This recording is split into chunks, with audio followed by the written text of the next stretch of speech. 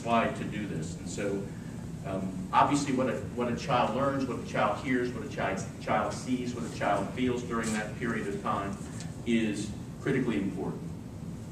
We then spoke the businessman's language, and that is return on investment. The chief probably made the most compelling argument that he could make in terms of the data that he was able to recite, pretty impressively in terms of the statistics of the impact of early child education on crime reduction. And when you figure that out economically as a society, if we can spend less on incarceration, it has an unbelievable benefit. But this is a fairly famous slide from James Heckman, who has demonstrated, a Nobel Prize winning economist, who has demonstrated that, I don't know, maybe I'm uncomfortable saying this the older I get, but the older the individual, the less the return. So the older the person is that you make the investment in, the less the societal return is likely to be. And he's got comprehensive data to support his position. So the investment here really is pretty simple. If we invest early, we get a better return than if we invest late. And if we're going to focus on graduation rates and try to affect those, it's the long sell cycle that Kevin mentioned that we're going to have to deal with. Then what we focused on was, okay, where are we spending our money? Okay, so we know what the return cycle is. Where are we spending our money? And this is the 90-90 rule. We spend 90% of brain development happens before 5. And we spend 90% of our public resources after 5. Now, I'm not naive. I'm not pretending that there should be a direct correlation, and people can make the argument that it costs more as people get older, and that's probably correct. But I think it's impossible to really believe that that's the right allocation of resources based on all we know.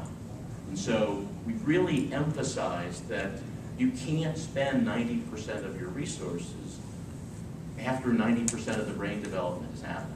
I guess here the horse is out of the barn at that point. So what we emphasized was brain development, return on investment, and where we spend the money. Now we're not totally naive. We recognize, and Margaret reminds us when she goes to Washington or goes to Columbus or goes to Frankfurt, of what the realities are in the world, and who has lobbying support, and who have natural groups of either employees or alumni or what else that are going to support different causes. But for example, in Ohio, as we know, the current state university system in Ohio was built on a projected population that's 4 million higher than we have today. So we continue to fund a lot of things in our educational system in our state that really don't make any sense. And we continue to ignore, to some degree, this. Now, we make progress, but those are the themes that we really beat on. Now, let me tell you a little bit about what we've done in our United Way. Right? We really dramatically changed the way our United Way was structured. We built it around a series of main themes, main incentives, bold goals. We've reset our bold goals for 2020. But in 2006, we were spending about $6 million. And our United Way, just for context, our United Way raises about $60 million a year. So it's an impressive amount of money, not nearly enough to deal with the problems that we have in our community, but it's an impressive amount of money. And we allocate those dollars among agencies based on their alignment with what our strategic objectives are and what our goals are. So 2006, we took, and frankly, the size of our campaign probably hasn't differed much between 2006 and now. We took $6 million of our campaign and dedicated it to early childhood education, home visitation kind of programs. As we've realigned our priorities, we've moved that to $10 million. So it's moved pretty significantly in terms of what we're investing in our community.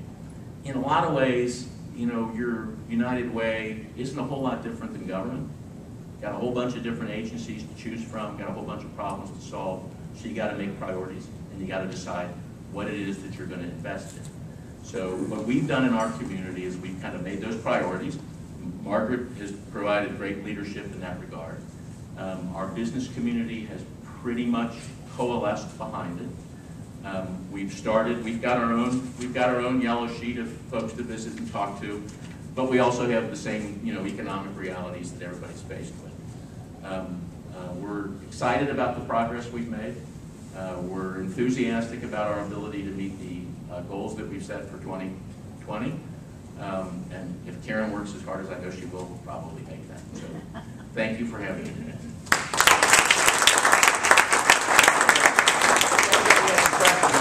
If anybody has a question, I'd be happy to.